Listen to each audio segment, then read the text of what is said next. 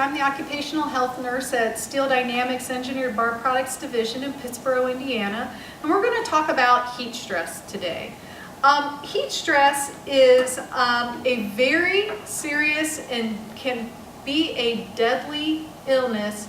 However, it is 100% preventable. And do you see this guy here? We melt our steel at 3,000 degrees.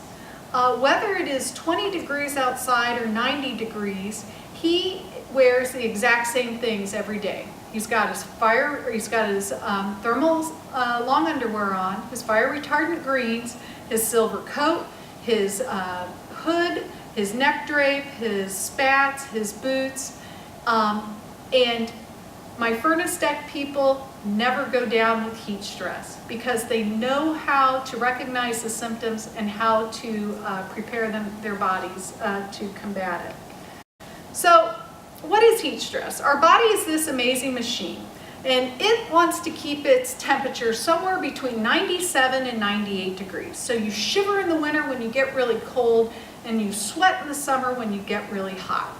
What is happening in heat stress is that you are overworking the cooling mechanism in your brain, and your body is generating more heat than it can get rid of, and you start to have become ill as a result of that. So your body is always generating internal heat, but the amount of heat that stays stored in the body depends upon the level of physical activity. Every job out there in the steel mill or New Millennium or Omni is a very physical job. The air temperature, which is absolutely something you cannot control. The type of clothing or PPE you wear, and we don't make steel with short sleeves and shorts. Type of work you do, like we said, very physical jobs. But what we can control is what you eat and drink. So we're going to discuss 3 types of heat stress today: heat cramps, heat exhaustion, and heat stroke. Heat cramps are those painful cramps in the muscles used while working. Typically the cause is sweating heavily and replacing water, but not replacing your electrolytes. So we don't just sweat water. Our sweat is comprised of fluid along with sodium, potassium, calcium, magnesium. And so if we're just replacing our water effectively, that's not enough. We need the salts as well. Heat cramps usually occur after we get home. So you get in your truck to go home and you get out of it, and about 30 minutes later, and your calf starts to cramp up, or you roll over in the middle of the night and your foot cramps up. It's kind of a warning sign to you saying you need to rehydrate a little more effectively. If you do not recognize the symptoms of heat cramps, you will flip over into heat exhaustion. My model here is Marcus. Our very first summer we were open, Marcus had issues with heat exhaustion, and he offered to be the model here for this talk today. So signs of heat exhaustion are headache. You get a headache right behind your eyes. It's the exact same headache you would get after a night of drinking. It's a dehydration headache.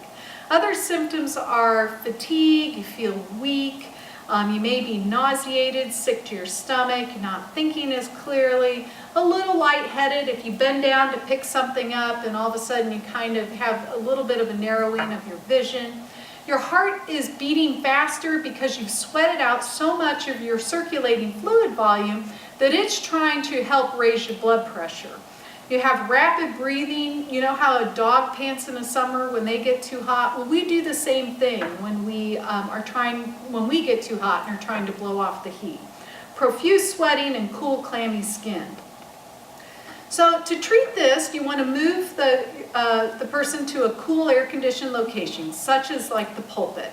Have them lay down, remove their outer layers of clothing, apply cool, wet towels on their head, around their neck, under their armpits. Give them water or Gatorade to drink. Call for the first responder or the nurse. Absolutely, if someone starts to have a headache, it's your second, third day on, it's a hot day, sweating profusely, and starts to get a headache, don't give them Tylenol. Headache is the first noticeable sign or symptom of heat exhaustion. make sure they sit down and drink some fluids. Don't wait until you have all the signs and symptoms of heat stress. By that time, it is too late and you're really sick. Early recognition is the key. If we don't recognize heat stress or heat exhaustion quickly, it can flip into heat stroke. And heat stroke is a catastrophic emergency where our core body temperature can rise to 103 or higher. Many times it's mistaken for a heart attack because you come up on someone and you find that they're down and you have no idea why. They may have red hot skin, a rapid pulse, may be confused, unconscious, or even near death. So we've talked about the horrible things that can happen with heat stress. How do you prevent it? You prevent it by drinking plenty of water or fluid such as Gatorade, Powerade, Squincher, some type of an electrolyte replacement drink. You want to also remember that your brain controls the cooling mechanism of your body, and your brain uses the most sugar of any part of your body. So it's important to keep feeding your brain so that it has enough fuel to be able to help work to keep your body cool.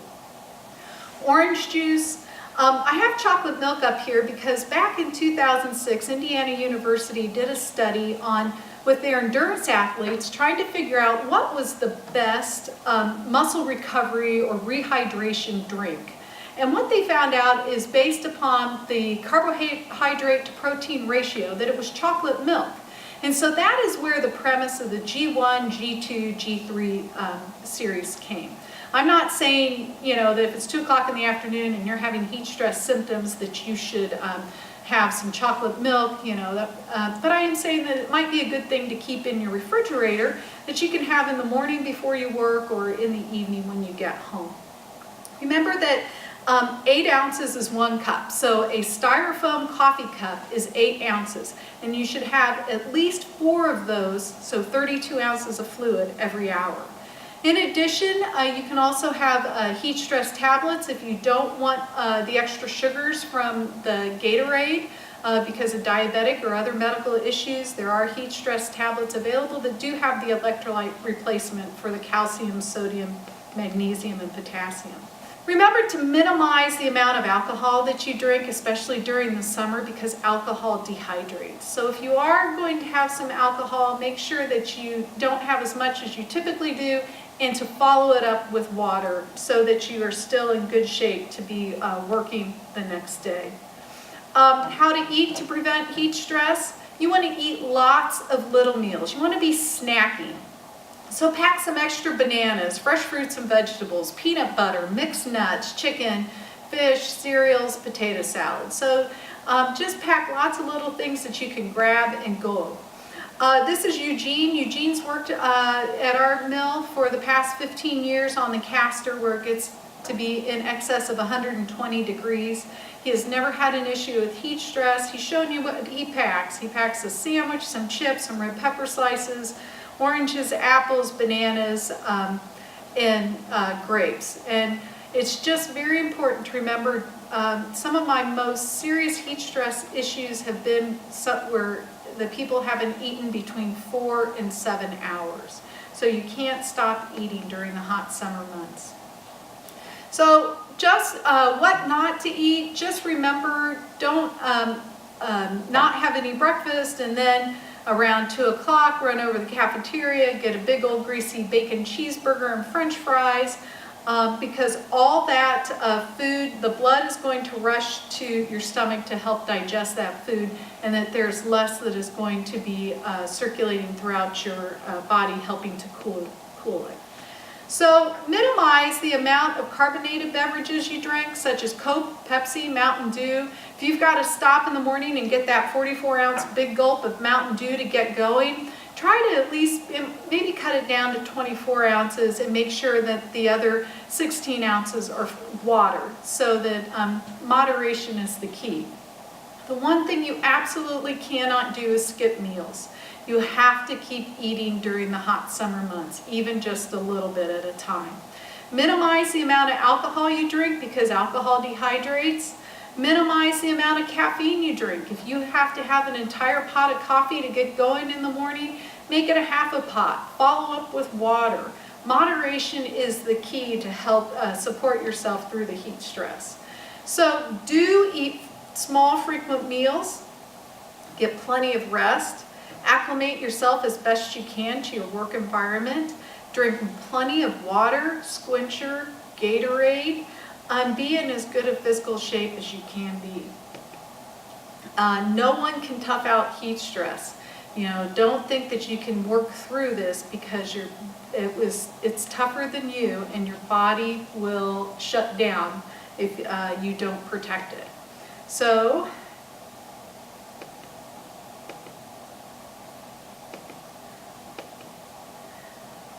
once you've been a victim of heat stress, you are far more susceptible to it. As Marcus is showing us here, he had multiple issues the very first summer he was open, that we were open.